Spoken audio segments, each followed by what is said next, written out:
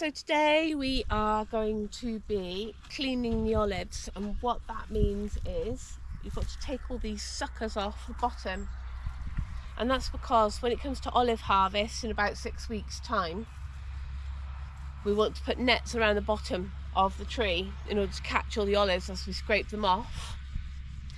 And so I've got to go around with a tool now, just taking them all off, and I will video what I'm doing.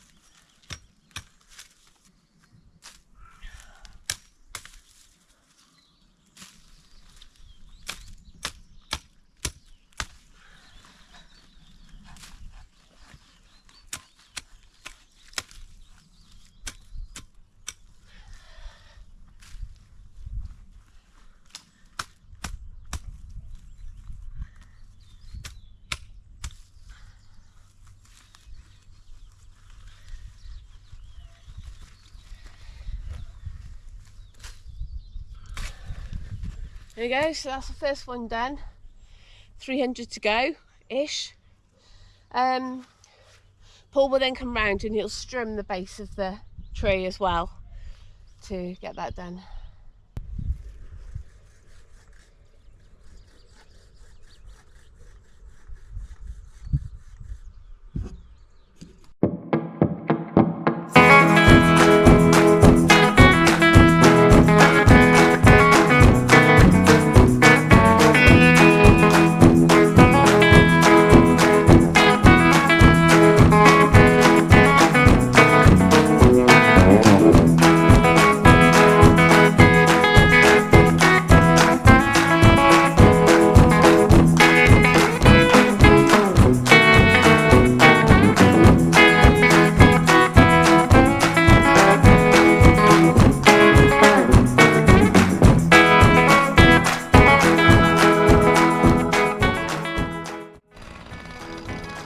So we've finished taking all the suckers off the bottom of the olive trees, and you can see all the piles that are here.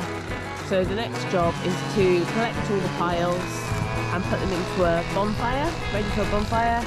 And Paul is currently strimming the bottom of the bases of the trees as well to make sure that there's no grass in the way.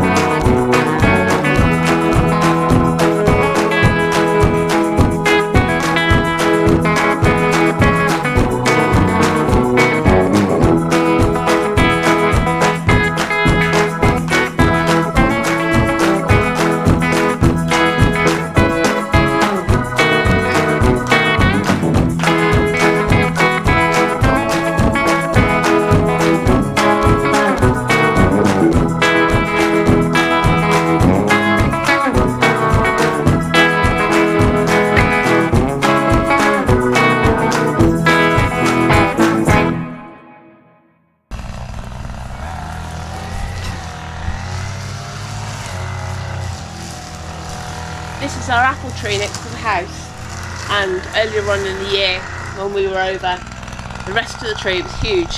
It had died, so we cut that off, and then we've started on another sucker, and it's grown loads. So I hope we'll definitely get some apples soon.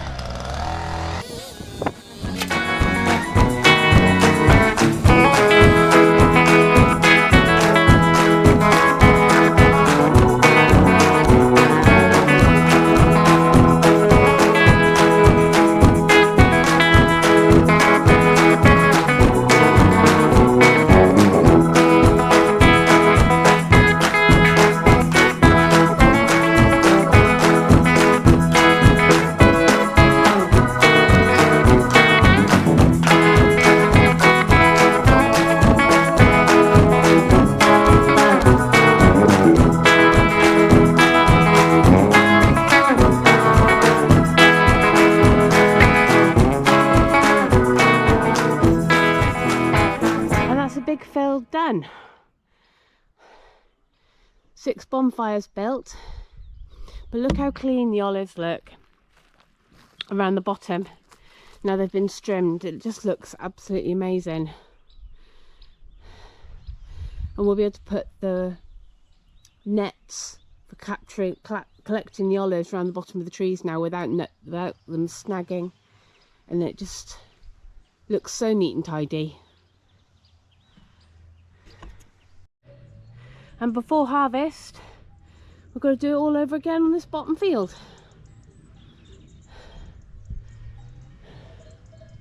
But not today.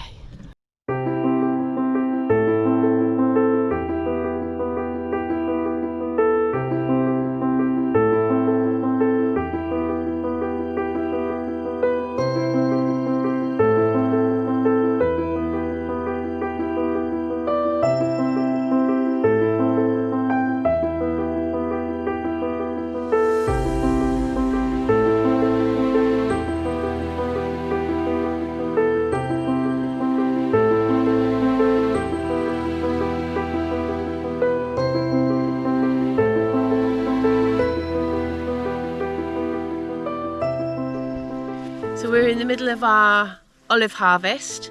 Past 5 days we've been collecting from various parts of the land, and today we've got another load to collect. We hope to collect about 200 kilograms today because we've got a collection from the lagar coming tomorrow to take our olives with us.